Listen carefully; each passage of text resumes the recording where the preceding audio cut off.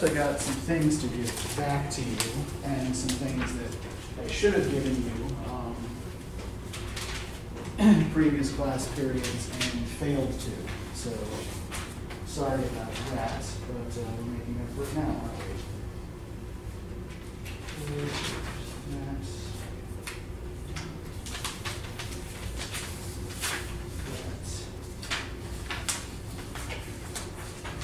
That's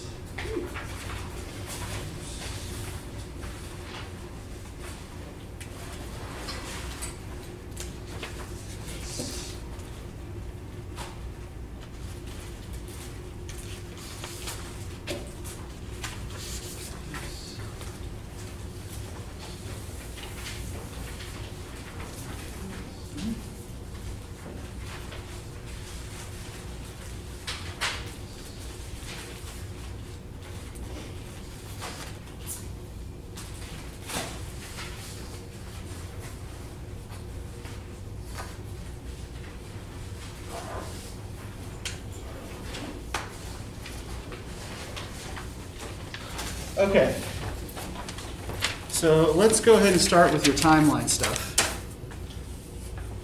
So Alex, do you want to start? All right. So for my first one, I have a workshop by Wyndham Lewis. Okay. This was, I couldn't find an exact date for it, so it's from sometime from 1914 to 1915. Okay. So, as the founder of Vorticism, Wyndham Lewis was fundamental for the development of the ideas that characterize the movement. The workshop demonstrates the clarity of Lewis's vision of Vorticism. Bold lines and bright colors create a jostling composition of planes. It could be a city-state, perhaps industrial London, or the interior of a studio, with the sky seen through a skylight. The sharp angles and clashing colors are in the Sultan traditional composition. All right. So for my second one, I have the Red Stone Dancer by Henri Gautier Brechka. Brechka. Henri Gautier Brechka. Okay. He was French. I can tell. Anyway, this one was from 1913. Red Stone Dancer, one of Gautier Brechka's most important works, encapsulates his idea of pure form and vorticist dynamicism. He abstracts the body of the dancer into broad planes and organizes them in such a way that they seem to twist around each other. The figure appears to be in mid-movement, suggesting continual motion despite the solid feel of the stone. And in a 1912 later, he explained that movement is the translation of life. And if art depicts life, movement should come into art, since we are only aware of life because it moves. Okay. For my third one, I have Dance by Helen Saunders, 1915. Helen Saunders was a key figure in the key founding member of the Vorticists, who signed the original Manifesto in the first issue of Blast. She is often forgotten partly because of Wyndham Lewis's male-centric and egocentric view of the movement. Misogyny? Yeah. Yeah. Okay, yeah. Always a good time. Yeah. However, a piece such as Dance depicts that Sanders' work is significant in its own right, showing a definiteness of line and an innovative speech to the idea of vortex, through what Chris Stevens describes as an uncoiling, flowing new movement present in her imagery. So you went all in on vorticism. Yeah. Okay. So why don't you take the marker and you can go and put those up in the appropriate places on the timeline. Right. Try to line it up with the top timeline as best you can. Jess, what have you got for us? Okay, so I have the aesthetic movement, which was from the 1860s to the 1900s. Okay. And we've basically already kind of really covered that. Mm-hmm. But so, yeah. And then we have the, I wasn't very sure about this one. Down here. Yep. Okay, go ahead. The criticism movement, Okay. was that, did I read too far into this, or? It's entirely possible. I don't remember myself ever running across a particular movement that was referred to as the Great. Can you describe what it is that you're? It was essentially, it was from 1890, it was in the 1890s, there's no set date about it. Okay. But it was about self-indulgent and self-destructive ideas of poetry. And Okay. it essentially just kind of like went with the aesthetic, but built off aesthetics. Uh-huh. And then went through, just, you think about it too much. Okay. Yeah, essentially what it was, you think about it too much, and then you destroy that complete idea, and then you put it down on paper. That's essentially what that was, which is kind of interesting to me. Yeah. And then I have the aesthetic project, because this one was interesting. The Mhm. aesthetic project ended in 1895. Okay. Because Oscar Wilde was convicted of homosexuality. He's in prison. I thought it was interesting. Okay. Yeah. The Wilde trial is often kind of marked as one of kind of like the endpoints of Victorian aestheticism and one of the beginnings of like modernist movements. Although Wilde is actually, as we're going to see as we talk today, actually a pretty big, and the decadents generally are actually a pretty big influence on modernism. Okay, thank you. So when Alex is done with the marker, you can go on up and do your thing. Bethany, what have you got? Okay, start again, I didn't do this right. Okay, 1912, Carnival by Compton Mackenzie was released. Okay. It was a novel about a London belly dancer falls in love with an aristocrat, Uh-huh. but refuses to become his mistress and instead marries a Cornish farmer, with ultimately tragic consequences. Okay. In 1914, I decided to do Blast. Okay. It was a 4-part piece focusing on the charge of the Vorticism Yeah. artist. Mm-hmm. It was an introductory manifesto of the Vorticism movement magazine. It stood against Futurism, Romanticism, Naturalism, Impressionism, and more. I can't Yeah. remember them Okay. here. We'll talk about some of those isms in a minute. Yeah. All right. Good. Keep going. And then my last one is 1950, The Lion, the Witch, and the Wardrobe was released. Okay. Among all the author's books, it is the most widely held in libraries. Okay. And that's it. All right. So Jess will pass the marker on to you when she's done. Okay. So I think the first thing I want to do then with today's material is gauge, like based on what you read for today,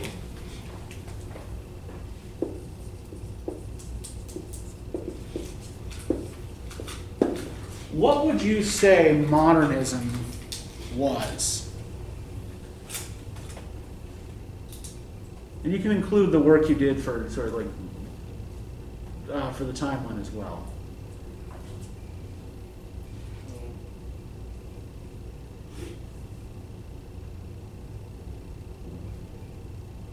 And I'm going to admit that this is probably an unfair question, but I'm going to ask it anyway. Reduction of the traditional. Okay.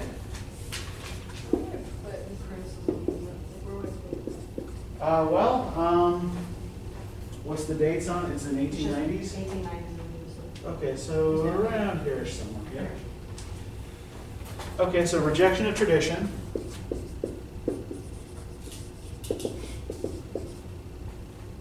At least seems to be part of some modernist movements, right? What else? Anything else that you got from this about modernist aesthetics? Or what modernists valued? Movement. What's that? Movement. Oh yeah, like physical motion. Okay, yeah.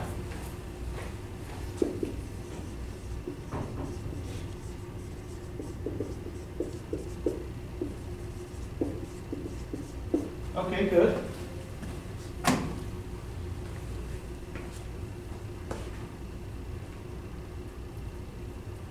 Anything else? Individualism. Okay.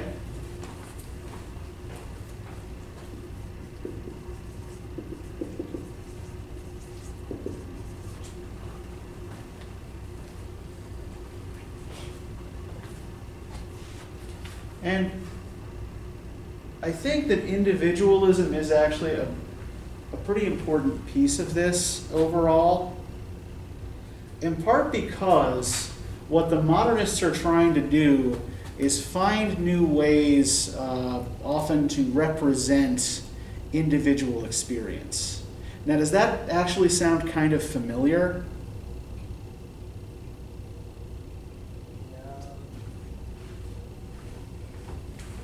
Where have we heard something like this before? Trying to find new ways to represent individual experience.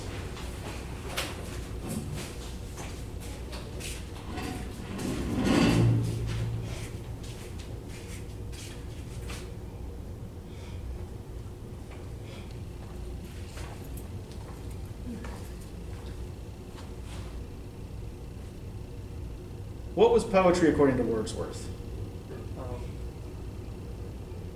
Emotion reflected on in tranquility. Yeah, emotion recollected in tranquility, right? What about Coleridge's ideas? What did Coleridge believe we did with our sense impressions? Or what did he believe an artist did with sense impressions?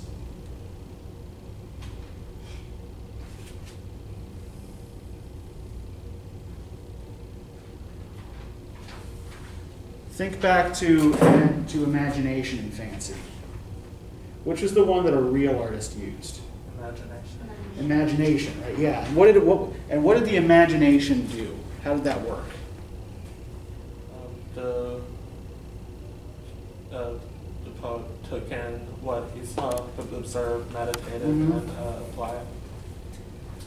Sort of, but that's kind of that broad, greater romantic lyric pattern, right? But the way imagination works is you take in sense impressions, you melt them down, and you come up with something new, right? So you take what you gather from your senses and you create something new out of it. Whereas fancy, you just take in sense impressions and rearrange them, right? It might also not be a bad idea to think again about Percy Shelley and John Keats, right? Keats' idea of negative capability, which is like being able to remain in a state of doubt, right? And comfort with ambiguity. And Shelley's notion of the poet being kind of finely tuned receptor, right? For sense impressions. I think we're getting a lot of, as anti-romantic as a lot of the modernists say they are, we actually get an awful lot of similar concepts when we're looking at the way the modernists tend to represent the world around them is different from what a romanticist does, right? So, for example, what did you notice about the piece of music that I was playing at the beginning of class? Kind of all over the place. Okay. What do you mean by all over the place?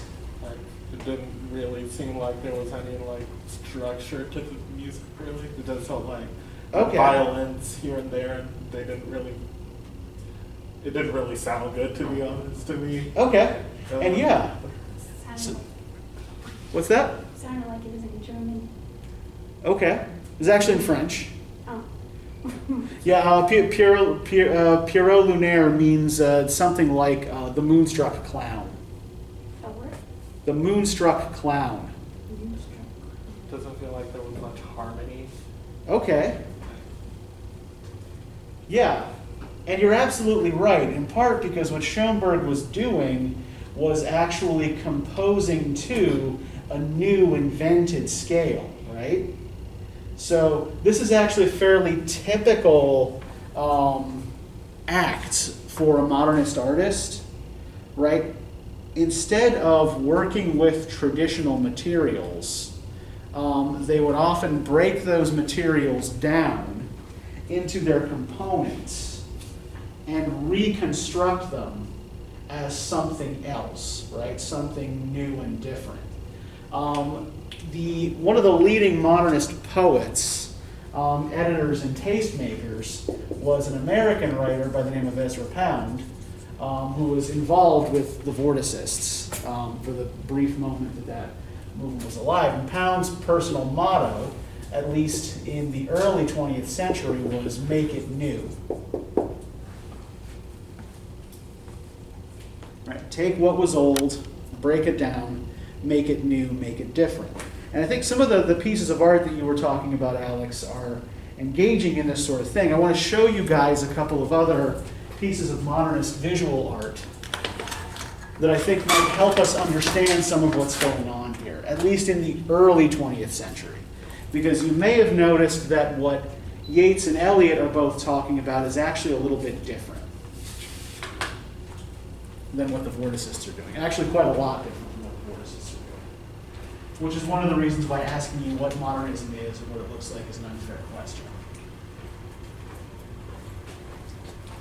So as this is coming into focus here, have any of you ever seen this painting before? Does anybody recognize it? Or at least recognize the artist? Okay.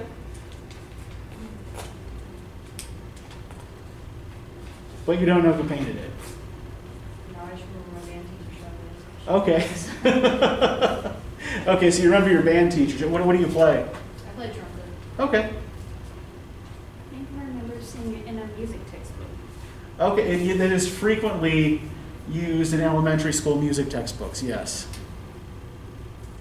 I think I saw it on a TikTok. Okay. I was on a weird side of TikTok for a while. I'm vaguely aware of what TikTok is. So this painting is called Three Musicians.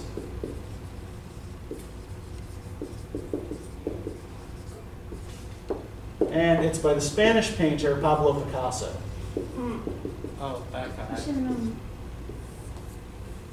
So what Picasso has done here, right, instead of representing the human form the way the eye sees it, right, he's broken it down into its component geometrical shapes and then reconstructed these three individuals as sets of shapes, right? And that's really what abstraction and abstract art is all about, right? Is reducing what the eye sees to its geometric components and then presenting to us those geometric components rather than trying to reproduce what the eye sees, right? To give you another example, this actually is a sculpture by Henri Gautier-Brechka. It's a sculpture of Ezra Pound. And again, what he's done is taken Pound's head and Pound's face, right, and broken it down into shapes. Right, so it's hard to identify this as an individual person, right?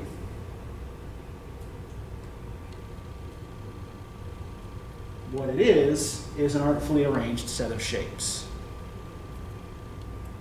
And that's kind of what abstraction does, right? It gives us a concept, right? Rather than an individualized member of the species.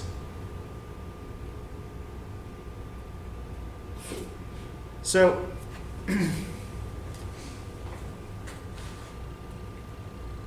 people like Arnold Schoenberg are doing the same thing in music, and people like Ezra Pound are trying to do similar things in poetry, right? So,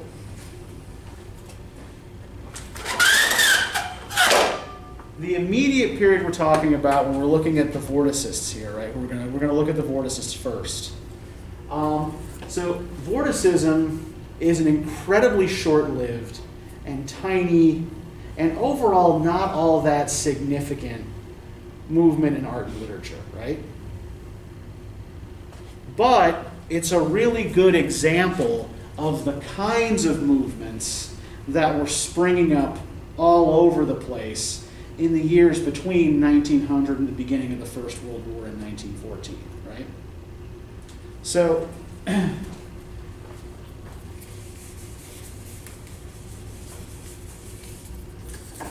we've already seen, like, kind of with the decadence, how these kind of groups of like-minded artists would come together to form these little cabals, right, that operate according to a similar aesthetic.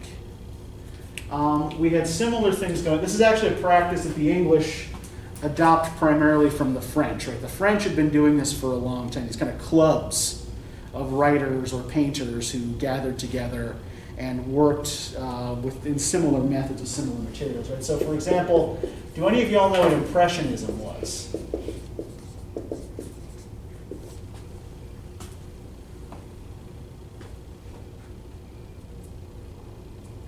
If I say names like Vincent van Gogh, Auguste Renoir, these mean nothing to you.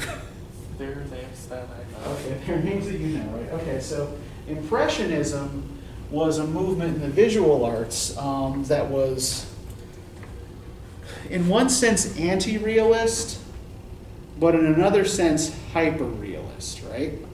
So realist painters painted the world as they knew it was supposed to look.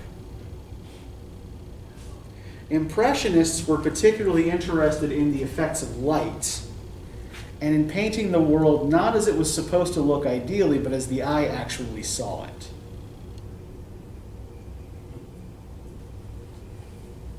So,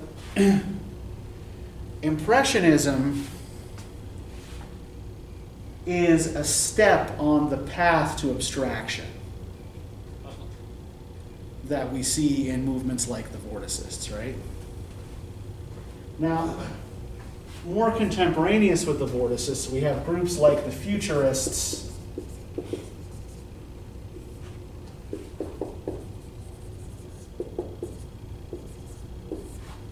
and the Imagists, right? So the Futurists, who are specifically mentioned in the Vorticists' manifesto here, were an Italian group. Their leader was a guy by the name of F.T. Marinetti, who was a poet and a novelist. Marinetti wrote a novel, I can't remember what it was called, but it was about war. And the war he's talking about, like the whole novel is just a series of sounds that are meant to represent the noises of noises made by machines and by weapons and artillery and things like that. The Futurists loved and celebrated machines.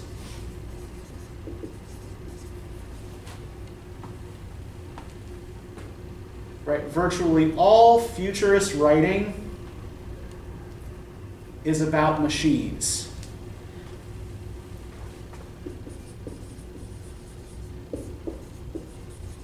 They are also interested in representations of movement and of speed in particular, right?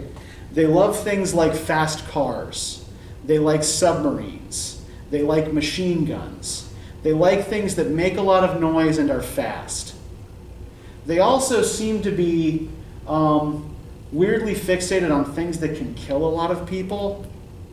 And unsurprisingly, a lot of the major futurists join up with the Italian fascist party when Mussolini comes to power.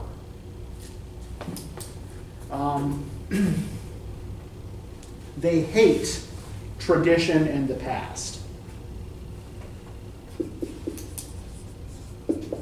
Right, in fact, in the first of the Futurist Manifestos,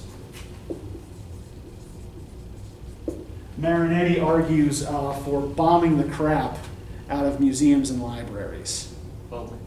Right? Anything that's a repository of past knowledge must be destroyed, because the past just holds back human potential, right?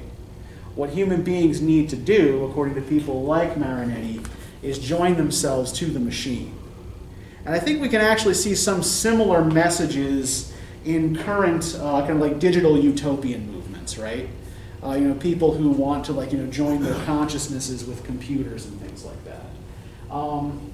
Some of their fixations are less violent than those of the futurists, but there's a similar desire to kind of bring human beings and machines together, right? What's that? Detroit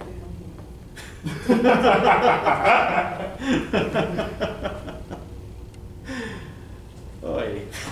I'm assuming you know what the game is. What's that? I'm assuming you know what the game is. I actually don't. You should go play it if you really want to get into this.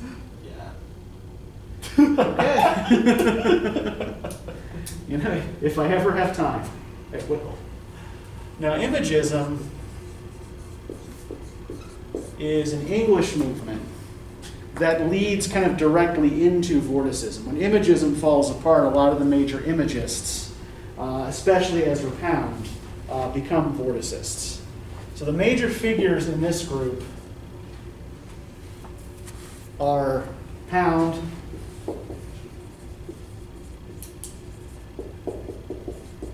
T.E. Hulme,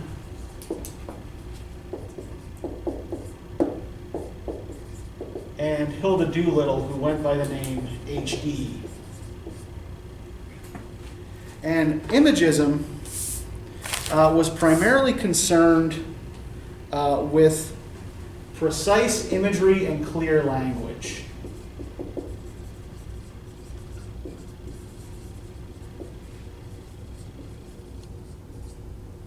And concentration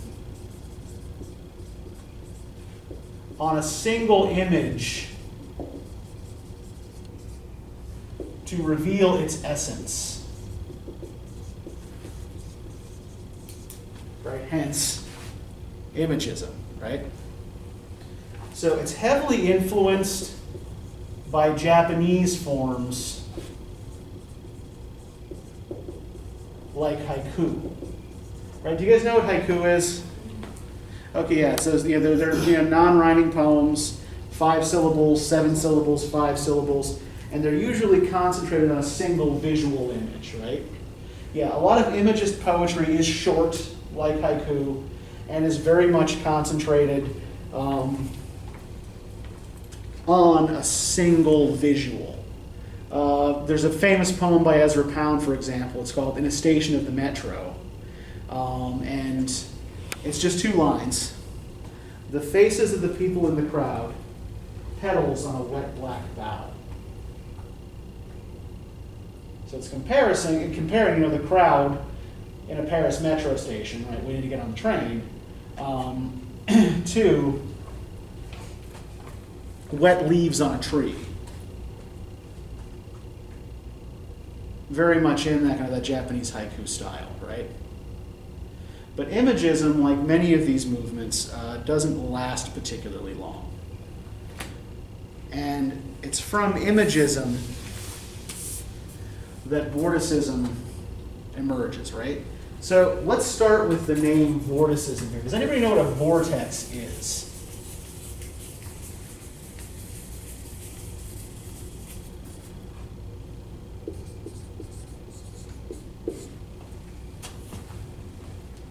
Nope. I mean, I know what it is. But you can't figure out how to explain it. Yeah. Like a big whirling. Okay, a big swirly, yes. The center of a tornado. Yeah, exactly. Good, yes. It's the center of a tornado.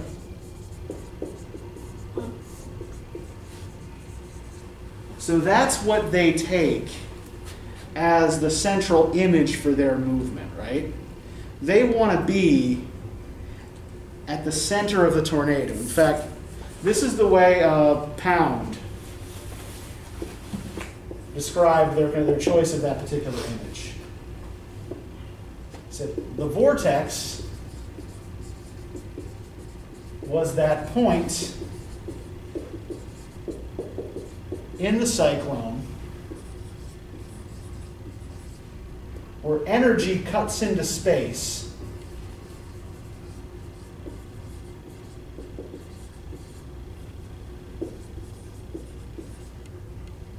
and imparts form to it.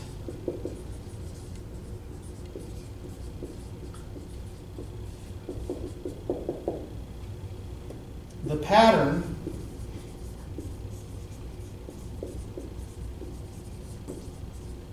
of angles and lines which is formed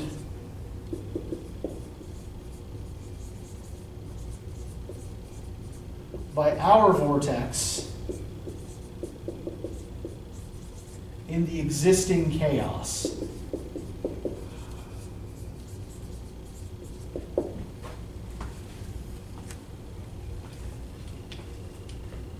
So what do we think this means?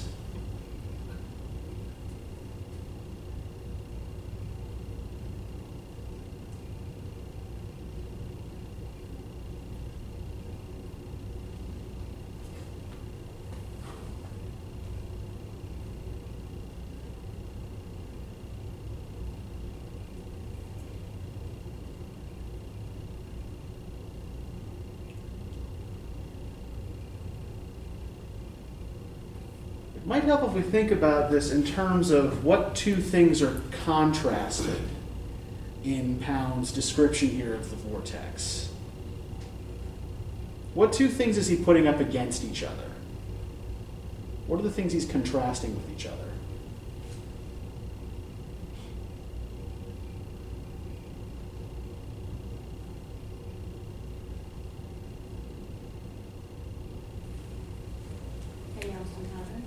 Yeah, good. Yes, exactly.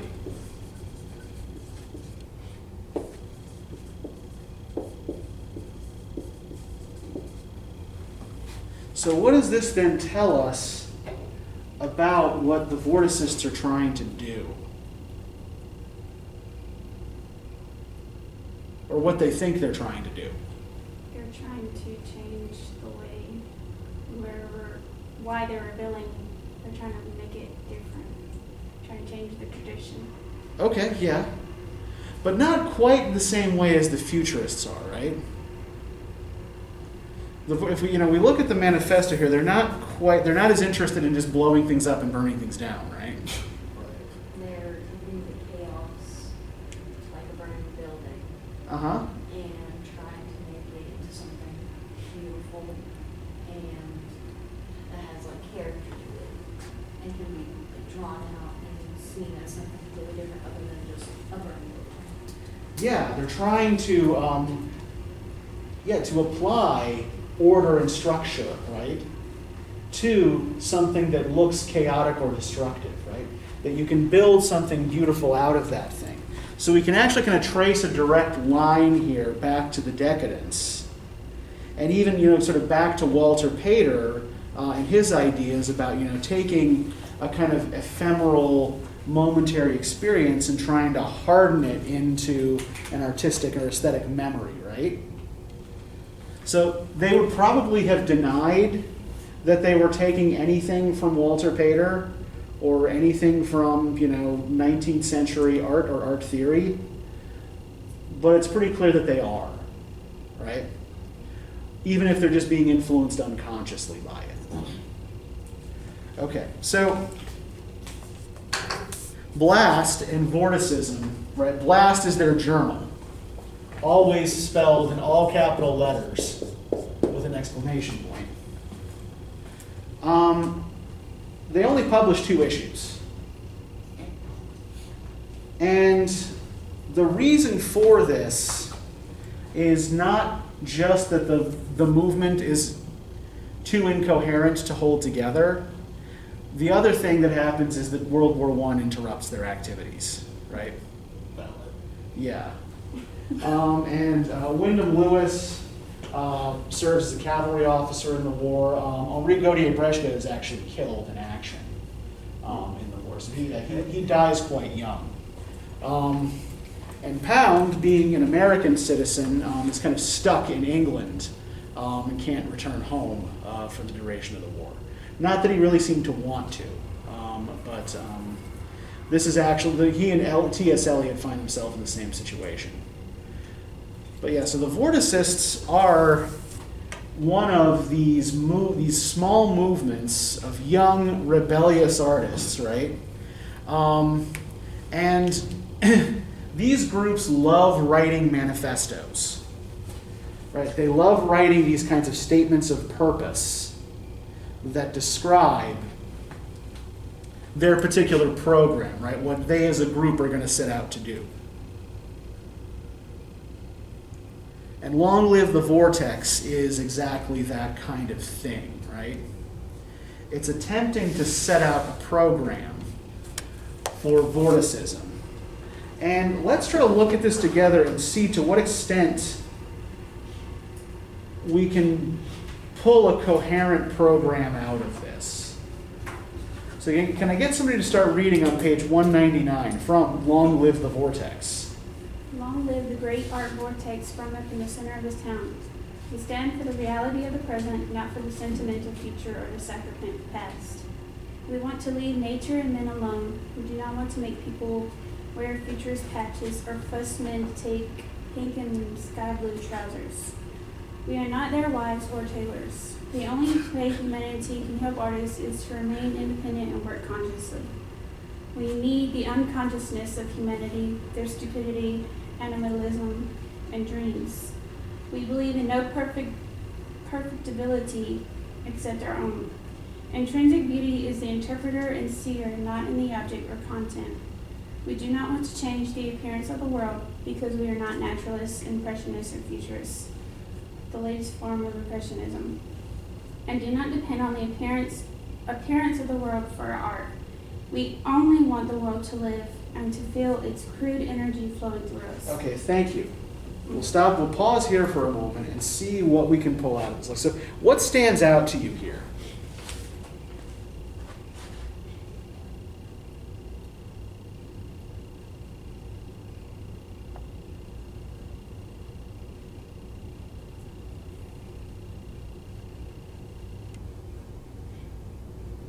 We're not trying to force it down their throats, we're trying to persuade them. Okay.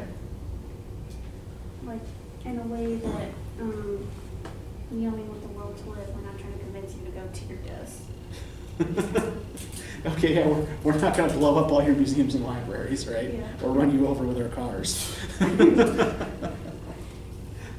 like those wacky futurists. Well, and then let's I'll also try to think about maybe what they mean by we want the world to live, to feel its crude energy flowing through us.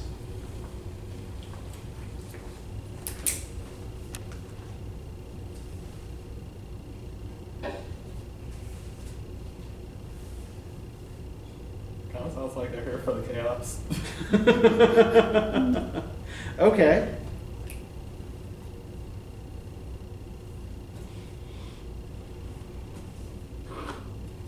So they don't seem to want to improve upon the world at all, right? Just want to feel it. Okay. He says that we need the unconsciousness of humanity, their stupidity, animalism, and dreams. So he's essentially using like humans just as they are. Okay. Taking people as they are, yeah, and again, like, as their unconscious feeling guides them and dictates them, right? So if we were to think about this in something like, how familiar are you guys with Freudian psychology? Oh, okay. Yeah. Okay. So what do you know about Freud's basic personality theory, the way he divides up the brain? The 3-tier? Yeah. Okay. So the 3-tier, long story short, it's just like one level is about you, completely about you. Uh-huh. The next level was about what's around you. Yeah. And then the third level was about everything else. Uh-huh. And it's the best way I can put that. Okay. I haven't read up on that in a minute, so I Okay. can't tell you the exact names of the different ones. So yes, I think what I was thinking about was, in particular, the kind of push and pull of the subconscious mind here, right? The forces that pull there, the id and the superego. Yeah, the ego, the super. Yeah, kind of like the ego, like your idea of self, the self of which you're partly aware, is formed mostly through the tugging back and forth of these other two forces which you're not aware of and have no real control over, right? So does anybody don't know what the id is, what that represents?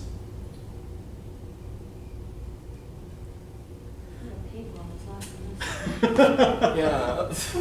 Okay, so the id is the part of the part of you that wants things, right? The id is the animal brain, right? It wants food, it wants sex, it wants comfort, it wants the things it wants, and nothing had better get in its damn way, right? Yeah. Now the superego it's often compared to a conscience, but it's not so much a personal conscience as it is the weight of social opinion, right? It's like, I'd better not do the things the id wants me to do, right? I'd better not, like, take my pants off and run around the room because people will not like me if I do that, right? Because other people will disapprove.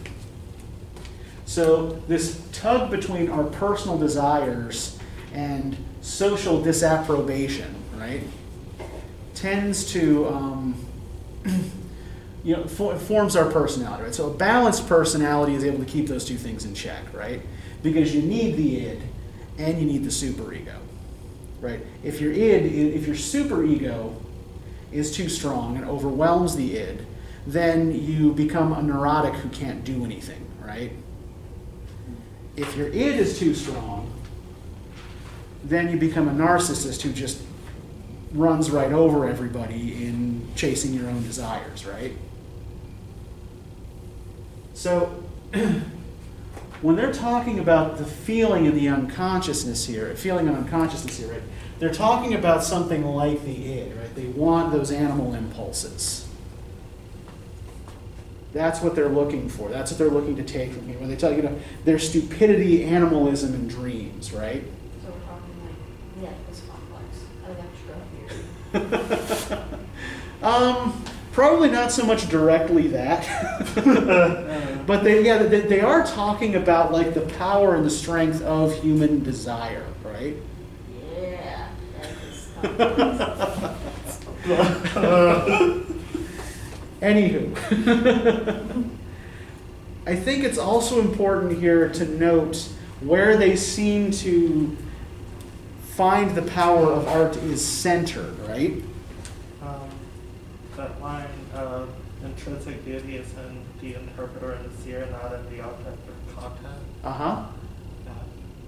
Feels like they think that something's beauty is in the way we see it, Yeah. the way we interpret it. Yeah, so this is highly individualistic, right? And does the way that particular sentence is framed actually sound a little familiar, like something we've seen before? Or does the style at least sound like somebody we've read before?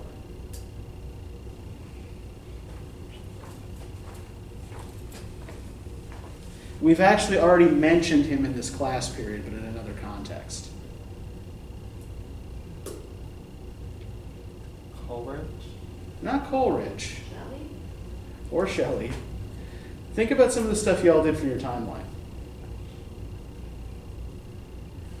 1895 trial. Oscar Wilde. Yeah, this sounds like one of Oscar Wilde's little aphorisms, right? So again, probably not an influence they would directly claim, but that aestheticist viewpoint is running throughout all of this.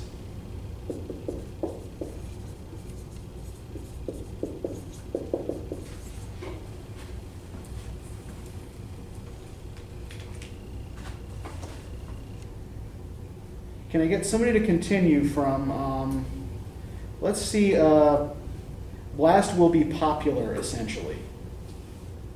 Blast will be popular, Thank you. essentially. It will not appeal to any particular class, but to the fundamental and popular instincts of every class and description of people, to the individual. The moment a man feels or realizes himself as an artist, he ceases to belong to any milieu or time. Blast is created for this timeless, fundamental artist that exists in everybody. The man in the street and the gentleman are equally ignored. Popular art does not mean the art of the poor people, as it is usually supposed to. It means the art of the individual. Okay, so let's think for a second about what they seem to mean here by popular. When we use the word popular, what do we usually mean? Style or what's that? Yeah, we mean that people like it, right? So somebody who's popular is somebody who has a lot of friends, or a style that's popular is something that that people like, right? What do they seem to mean by popular?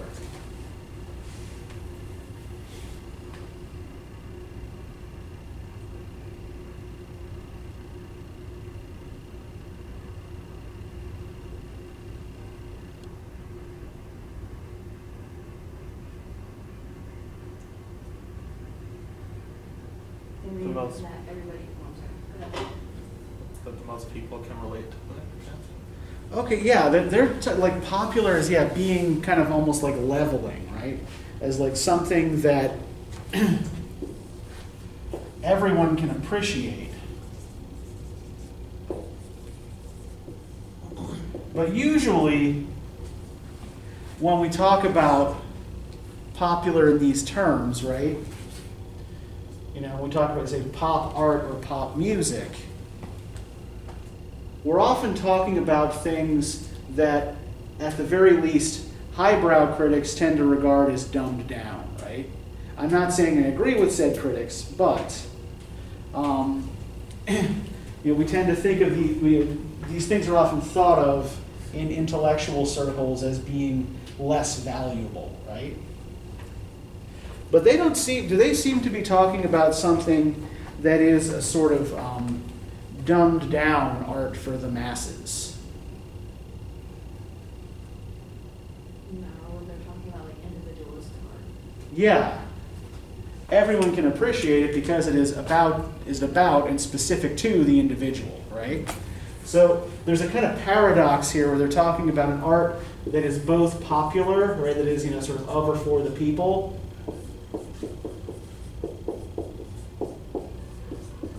but it's of and for the people because it is of and for the individual, right? So again, they're kind of talking like wild here, in that they keep setting up these opposites that come together and bleed into each other.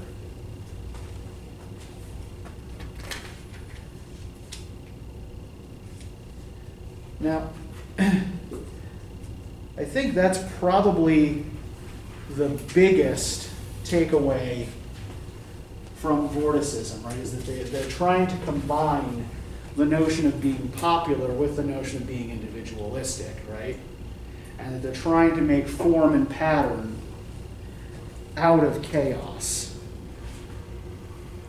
Now, let's look at a different way of thinking about art that's roughly contemporaneous with Blast, but it's coming along a few years later after the First World War. So let's turn to T.S. Eliot's essay on tradition and the individual talent.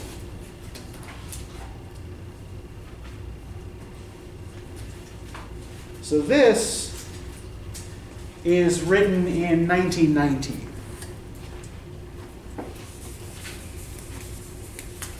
And let's see how it compares to Vorticism and to what we've already said about modernism.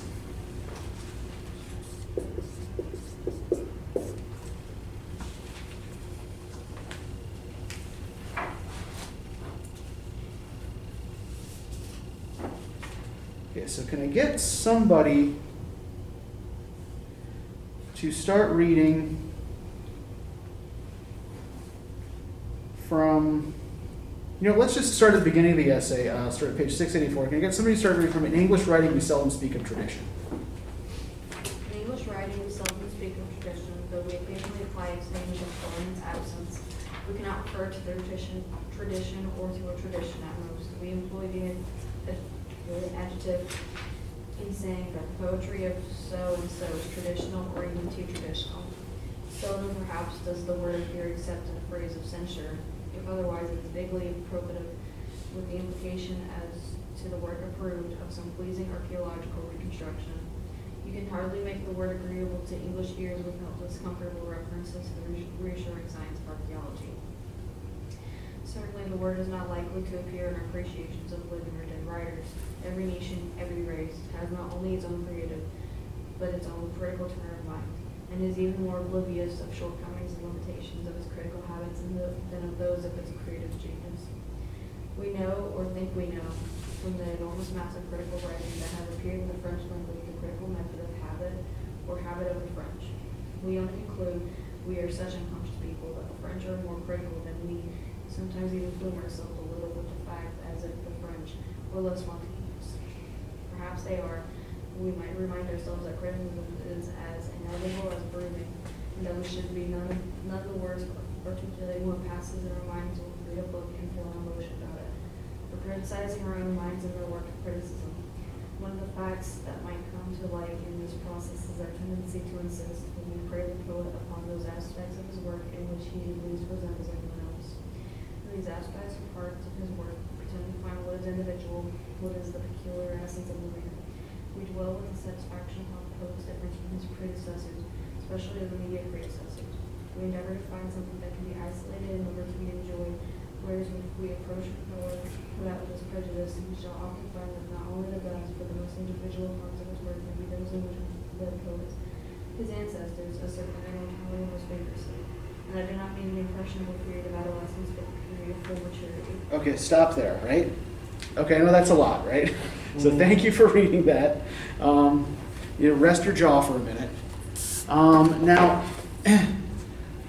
let's talk about what Eliot seems to mean here when he's talking about tradition. Why is it hard? Why does he think it's hard to talk about tradition when discussing English poetry?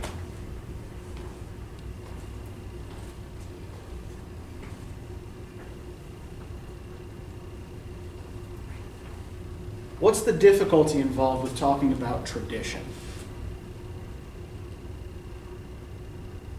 What does he think English critics usually mean when you call something traditional?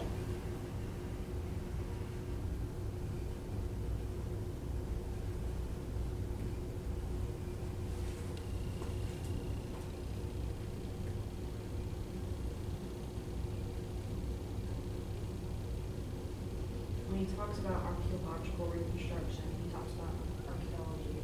So he's talking that tradition is old. Yeah. Very just Okay. dead in the ground. Yeah, old. Yeah, I think that particular. I think that's a good way to put it. Yeah, like dead, right? And somebody who's working in traditional patterns, right, is digging these things up out of the ground and just putting them back together, right? So yeah, I'm not saying that Eliot associates tradition with the dead, right, and with what's gone, what no longer has any vitality, but he is suggesting that this is what other English language critics tend to regard when they call something traditional, right? Traditional, he's saying, is usually an insult. Traditional means not original.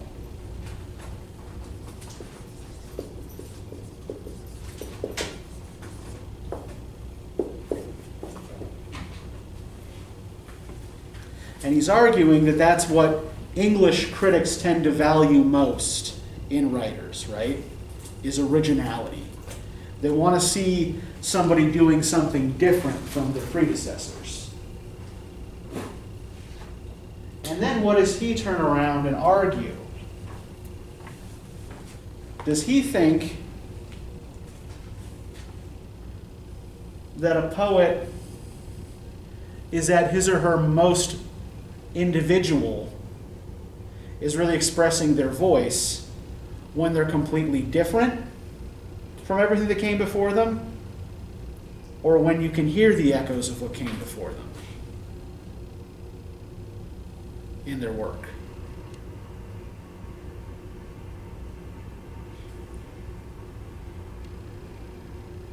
Let's move on here to page 685. Can I get somebody to read, starting from no poet, no artist of any art? Okay, you did your part.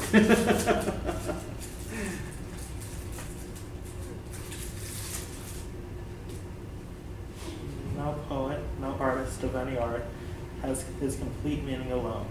His significance, his appreciation, is the appreciation of his relation to the dead poets and artists. You cannot value him alone. You must set him for contrast and comparison among the dead. I mean this as a principle of aesthetic, not merely historical criticism. The necessity that he shall conform, that he shall cohere, is not one-sided. What happens when a new work of art is created is something that happens simultaneously to all the works of art which preceded it.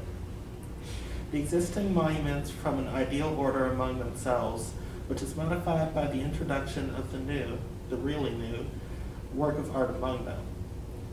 The existing order is complete there before the new work arrives. For order to persist after this Supervention. of novelty, the whole existing order must be, if ever so slightly, altered. And so the relations, proportions, values of each work of art toward the whole are readjusted. And this is conformity between the old and the new. Whoever has approved this idea of order, of the form of European, of English literature, will not find it preposterous that the past should be altered by the present as much as the present is directed by the past. And the poet who is aware of this will be aware of the great difficulties and responsibilities. Okay, thanks, Alex. Okay, so the Vorticists claimed to be total presentists, right? All they cared about was the right now. They did not care about the past or about the future, right? What is Eliot suggesting here about the relationship between past and present? Present is directed by the past. Okay, the present is directed by the past.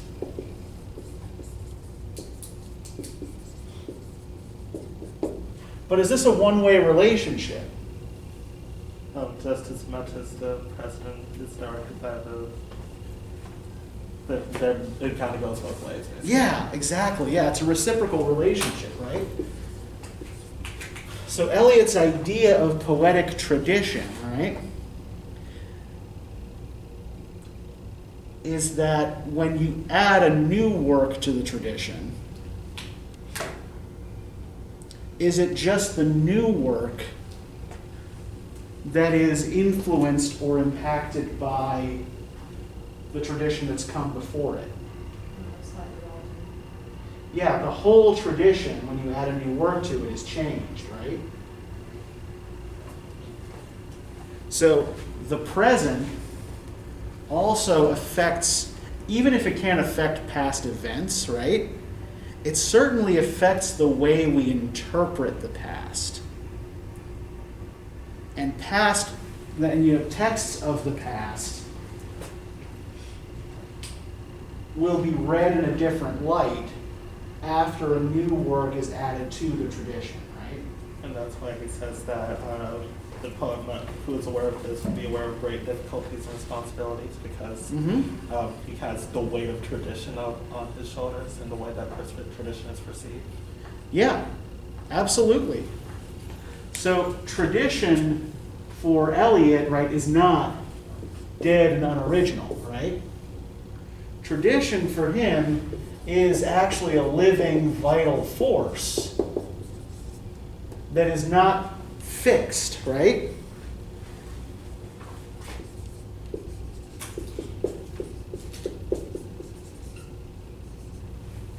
Tradition changes, tradition grows.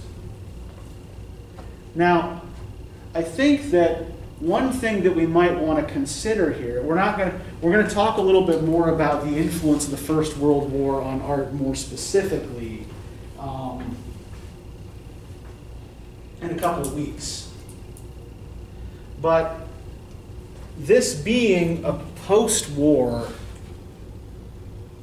analysis of art, I think is actually important, and I think does actually shape a lot of what Eliot's argument is about here, right? So this is 1919. And one thing that we have to remember is that, just, a year prior, most of Europe was ripped to shit, right?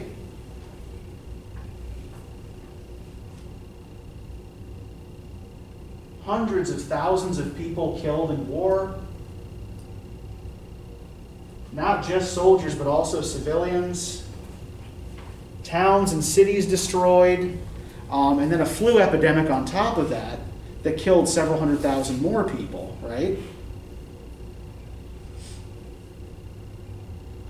And many priceless architectural and art treasures lost or ruined as well, right?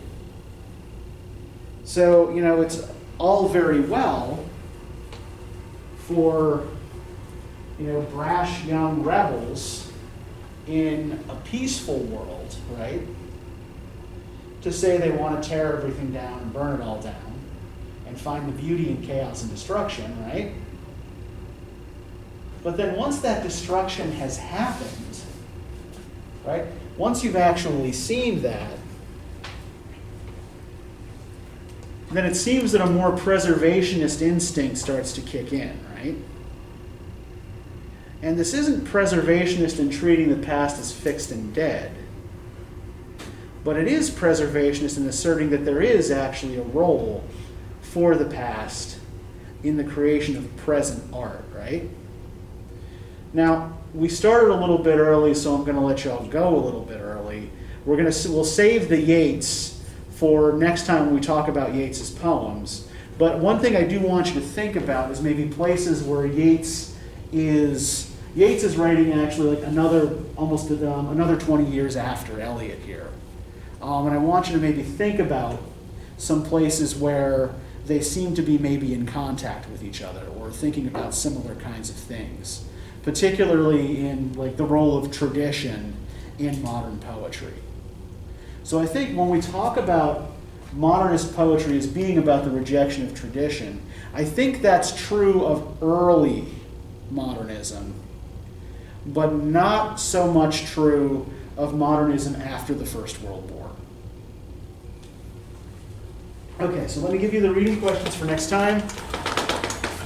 We won't have a vocab quiz this weekend because we only met the once, but stuff from today will appear on the next vocab quiz, so just make sure that you are prepared for that. All right, so let me just call up the whatnots.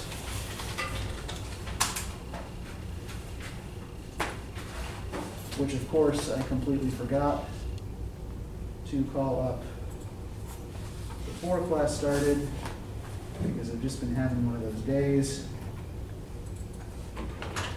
It'd be like that sometimes. What's that? Said it'd be like that sometimes. It'd be. Indeed it'd be.